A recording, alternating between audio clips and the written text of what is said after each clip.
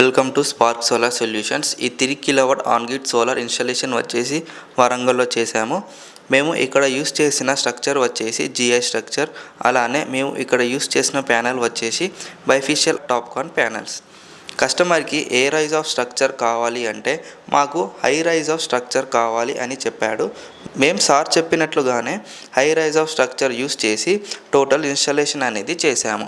మేము ఇక్కడ pillar బేస్ని select చేసుకున్నాము. ఎందుకు అంటే పిల్లర్ బేస్ స్ట్రాంగ్గా ఉంటుంది కాబట్టి. అలానే మన సోలార్ స్ట్రక్చర్ అనేది ఆ పిల్లర్ బేస్లో ఫిక్స్ చేస్తే మన స్ట్రక్చర్ కూడా చాలా స్ట్రాంగ్గా ఉంటుంది కాబట్టి మేము ఆ పిల్లర్ బేస్లో సెట్ చేయడం జరిగింది. నెక్స్ట్ లెగ్స్కి రాఫ్టర్స్ని ఫిక్స్ చేసుకోవాలి. అలానే స్క్రూ మిషన్తో నార్మల్ టైట్ చేసుకోవాలి. ఇక్కడ అనదర్ పిల్లర్ బేస్ సెట్ కాకపోతే పిల్లర్ని కట్ చేసి సెట్ చేసాము. గ్రిల్ వేసి యాంకర్ బోల్ట్తో సెట్ చేసాము.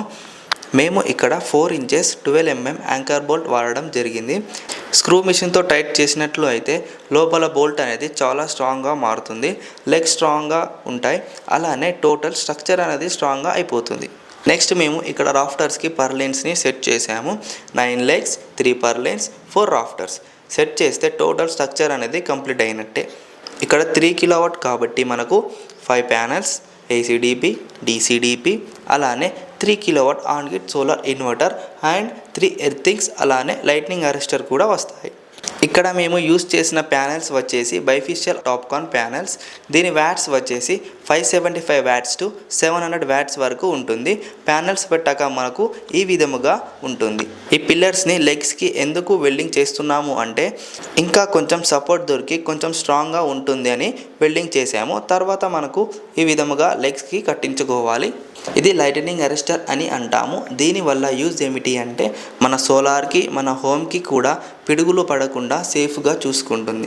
మళ్ళీ మనకు ఈ లైట్నింగ్ అరెస్టర్కి సపరేట్ ఎర్తింగ్ అనేది కూడా ఇవ్వడం జరుగుతుంది.